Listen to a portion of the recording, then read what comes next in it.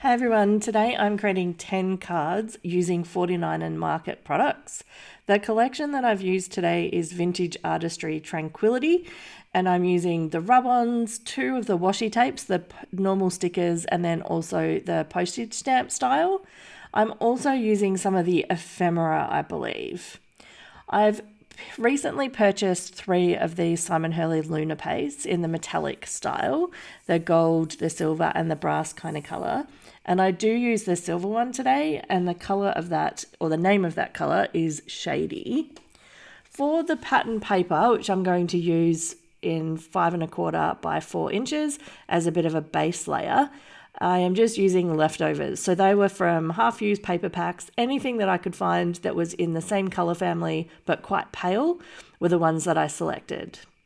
I've also recently purchased the Gridblocks from Holtz. Those are super thin stamping blocks, and I can't remember honestly if I used them today or not, but I'm going to try them out and see if I prefer them to the regular style stamping block.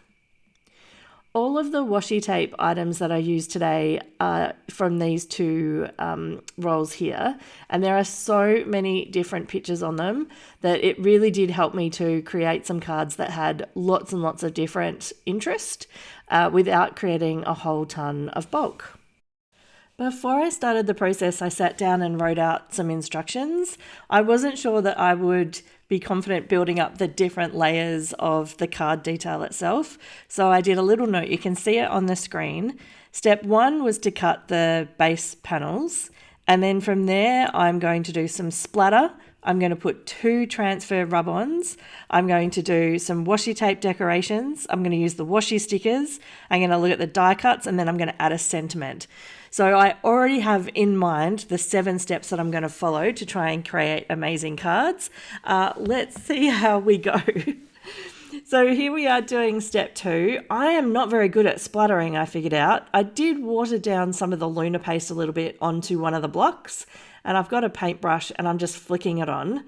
I really wasn't too logical about this. I just tried to make sure that there was enough that was going to create some interesting silver spots on the background and start to show a bit of texture and dimension so that it was clear that these weren't just, pattern papers that had splotches on them, which is, I think, the whole point of a collage card. Now that these are done, I've laid all 10 out on the screen, and I'm looking through all of the rub-ons and I'm trying to figure out which sheet am I going to use, because my intent is to run through and create 10 cards, not super fast, but I really wanted to use the products to create cards that were a little bit similar to each other. I didn't want to create 10 individual cards with a totally different style. So here I am looking at the rub-on pack. It does come with these 6 sheets, and I was trying to figure out how am I going to add some interest. And where I landed is on this totally mismatch blotches piece of paper. So I have my Cutterbee scissors, and the advice I've received, or the guidance from watching other videos of people using 49 and Market products, is you always want to cut out the item that you're planning to use off the transfer sheet, not try and remove the backing piece and then try and line it up very specifically, because it is very easy to do the transfer and you will mess up the items that you're going to keep and use for another project. When I was cutting this out, I was just trying to make sure that the shapes were, I guess, a little bit jagged, a little bit unexpected. And when you're cutting through, you can see that the transfer pieces, they're not all connected and complete. So there's some gaps is, I guess, what I'm trying to say. So where there was natural gaps, I cut through those. And where there was others, and I wanted to make sure I had some interesting pieces for all 10 cards, I cut pieces down into smaller until I got to the point where I thought I now have enough that I can add either 1 or 2 pieces to the front of each card, and it's going to create another level of interest for each of the cards that I was creating today. I did not have any leftovers out of 1 sheet, so given those packs come with 6 sheets in it for about $12 US, and I've only used 1, these transfers probably cost me $2, and I've used them across 10 cards today. I did find that attaching them to the paper was really quite straightforward. I used the the little tool that came in the pack. But if you have a bone folder or something similar, then you could use that instead of the one that comes in the pack from 49 and Market. I think the trick was to just work a little bit slowly, because if there was a part where I hadn't transferred it correctly, I really wanted to make sure that every single piece landed onto the card as part of the design. I'm now moving on to the next step. This is step number 3, which is adding washi tape. And I was just tearing off little strips, and I was honestly trying to make it vertical on the cards and have it, really look quite straight. But I did an absolutely terrible job on some of these cards of making it straight, to the point where I did fix some of them rather than leave them just being a bit ad hoc.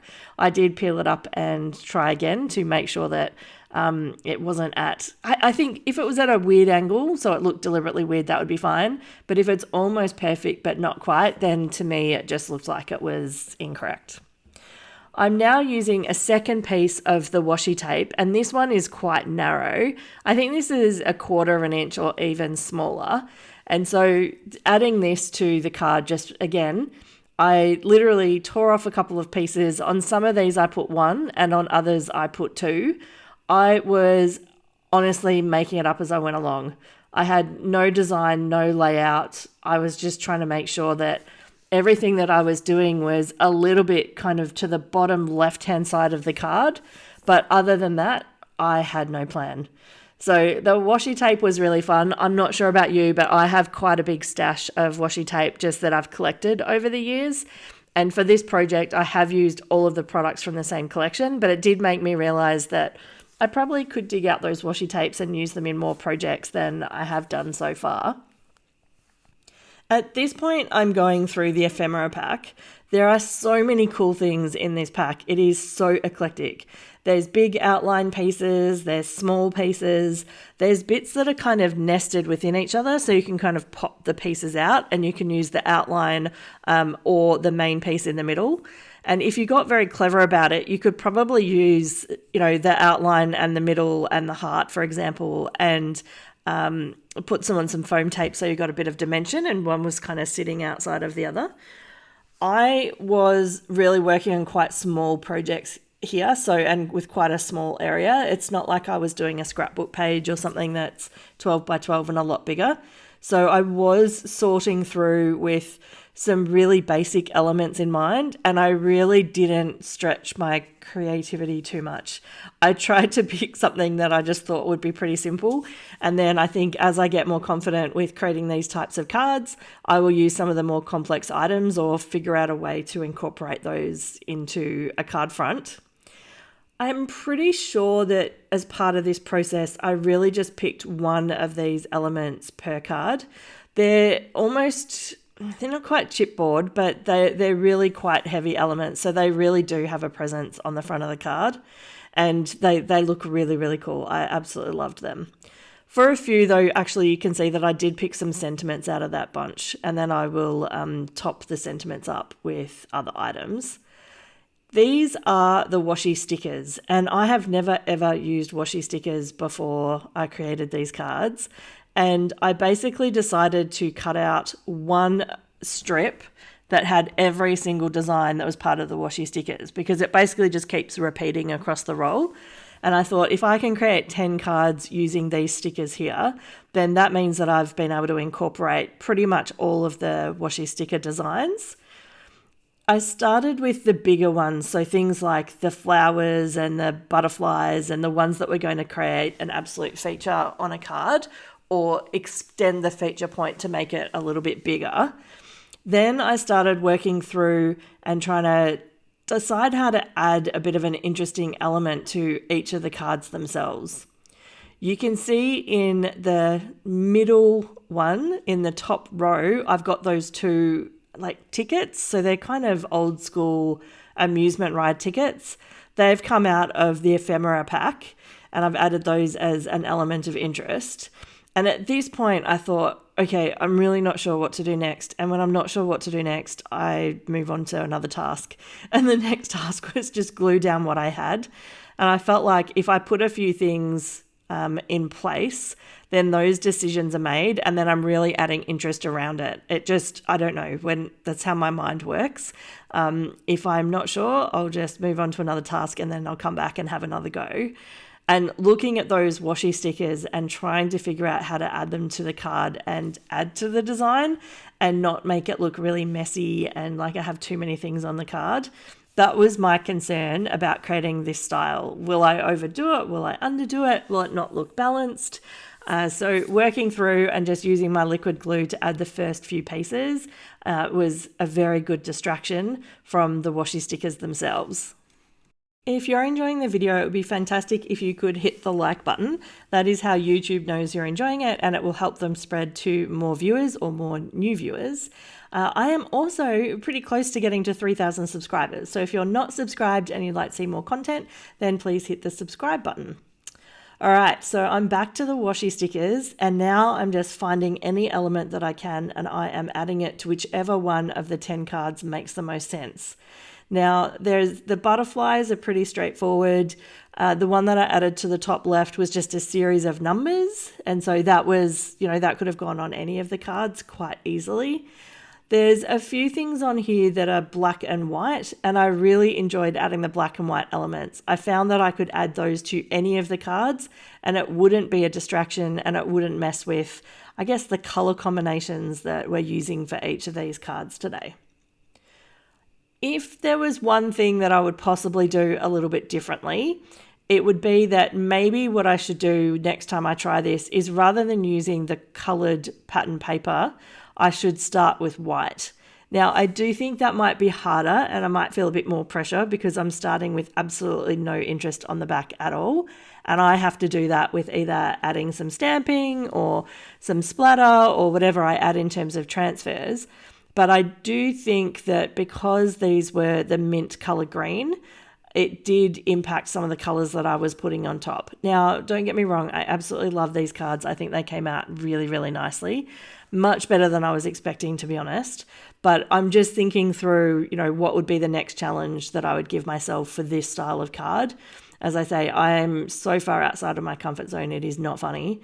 And even where I've used that negative piece with the love heart in the bottom row, second from the right, I would not normally do that. And for me, I'm like, what do I do? It's just kind of sitting there. It looks like there's nothing happening. And so I solved that by putting in a picture of a bird. I don't know if that's good or bad design technique, but I put a little, I think it's like a swallow style bird in black and white. And I had that kind of tucked under to the right hand side a little bit so that it was behind it. And I think it just meant for me, the heart wasn't sitting there as a piece of negative space, a little bit lonely on its own. It had a little bit of detail that connected it to the rest of the card. Each time I found an element here, it was literally build on 10 different designs in one go. I am not sure if that's how other people would approach this style of project, and I would love to hear from everyone below. Is this the type of card that you make? Are you confident with it? Would you approach it 10 at a time like this, or would you just do one? Let me know. I'm really interested in other people's thoughts and what works and any ideas. And if you see that I've done something that is a little strange that you think maybe could be done differently, I would love to hear about it, because this style of card, I really, really like them. It's just my process for creating them. I'm pretty inexperienced when it comes to these style of cards. So feedback definitely welcome. As I'm working through here now, I've added the little hearts and I've used lots of the little elements. And really what I have left at this point is the big roses and the big flowers. And I really don't think I used those on the cards. There was no way that I could add something that was that big or that was bigger than the feature element of each of these cards without things feeling completely lopsided and off track. So you can see that I've got the butterflies and a couple of items just to make the design go further up the card. And they all start on the bottom left-hand side, like a little bit off kilter. And then you see me start to make them sort of come up and to the right-hand side. So they kind of come through the middle and to the top right of the card base. And to me, this is just feels like a better aesthetic than having everything on the left or at the bottom. I don't know much about design principles, but for me, like the balance and figuring out how to balance a design is just instinct. When you look at the second from the bottom left where I just added that extra bird, I just felt like if I put that there and there's the one at the top, then it balances things nicely. Often people do recommend that you do things in threes, but in this instance, there's a couple of situations where I've just got two of something, but because it's this style of card, it's really offset in a totally different way. So I don't know, I feel like it's working. I will remind you that any of the products that I use, I put links down below. It will take you to a store if there's something that's in stock, and if anything's retired, I will mark it that way. I do try and use things that are available in case people want to reproduce a card or create something similar, but I'm not sure if this collection is still available. I'll do my best to link it. At this point, I've gone through, and if I follow my 7 steps that I created, I've got the card base, I've done the splatter, I've added the transfers, I've done the washi tape, I've done the washi stickers, I've done the die cuts. I've kind of done the sentiments, not quite for all of them, I don't think. I think there's a few that don't have sentiments, but then I decided I am going to darken around the edge of each of these base layers of the pattern paper. Basically, it just means that instead of having a really, really clean look between this and the white edge of the A2 card base, it's going to create a little bit of separation. And I think the kind of grungy style of doing this type of collage calls for maybe a little bit of this around the edge. So this was just a last minute addition that I decided to do. So I've run through, and I don't think I used black soot. I will double check what I've used, but I have used a grey from the Distress collection from Ranger. And I've run through and I have literally added that border to the edge of all of the cards. And I really do think it actually makes a difference. It makes it stand out from the edge. And I would definitely do this step again on all of my cards. Now that this is completed, I'm literally just attaching them to an A2 white card base. These are 5.5 by 4.25, which is the standard US size. I did decide that I didn't need to add anything too dramatic regarding sentiments. I just used the words from the washi, and I did not end up needing to use the chit chat from Tim Holtz. If you are looking to use your pattern paper in an interesting way, I've added a video here that you might enjoy. Have a great day.